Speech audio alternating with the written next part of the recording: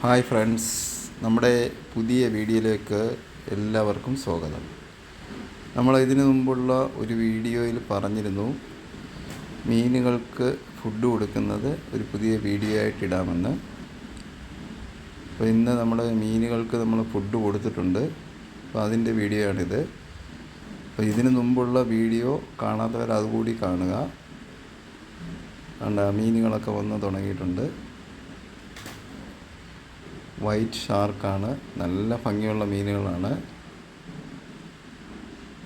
കണ്ടോ, മീനുകളെ കാണാം,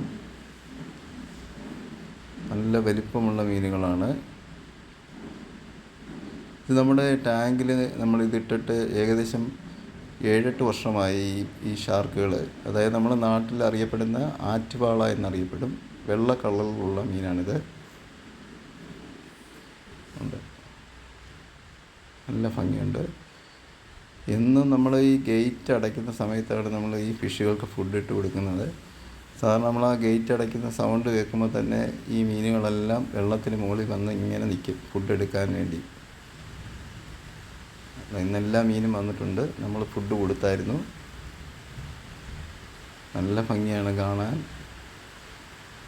ഇത് മനസ്സിന് നല്ലൊരു സന്തോഷം തരുന്ന പരിപാടിയാണ്. ഈ മീനുകളെ നമ്മളിങ്ങനെ ഫുഡൊക്കെ കൊടുത്ത് ഇത് കണ്ടുകൊണ്ടിരിക്കാൻ തന്നെ രസമുണ്ട്.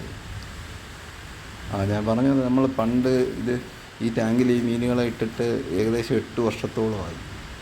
ഈ മീന് പിന്നെ ഒരു പ്രത്യേകത എന്ന് പറഞ്ഞാൽ, ഇത് നമ്മളിപ്പോൾ ഈ നെറ്റ് ഇട്ടിട്ടില്ല എന്നുണ്ടെങ്കിൽ ഇത് ഈ ടാങ്കിൽ നിന്ന് ചാടി വെളിയിൽ പോകും. എന്തെങ്കിലും ഒരു സൗണ്ട് വല്ലതും കേട്ട് കഴിഞ്ഞാൽ ഇത് ജമ്പ് ചെയ്യും മീന്. അപ്പോൾ ഇതെങ്ങനെ നേരത്തെ പണ്ട് ഇതുപോലെ ഒരിക്കൽ നമ്മൾ ക്ലീൻ ചെയ്യുന്ന സമയത്ത് ഇത് നെറ്റ് ഊരിയിട്ട് ക്ലീൻ ചെയ്യുന്ന സമയത്ത് ഈ മീനുകളെല്ലാം വെളിയിൽ ചാടി. അങ്ങനെ ചാടിയ മീനെ നമ്മൾ പിടിച്ച് അതിനകത്ത് വലിയ പാടാണ്.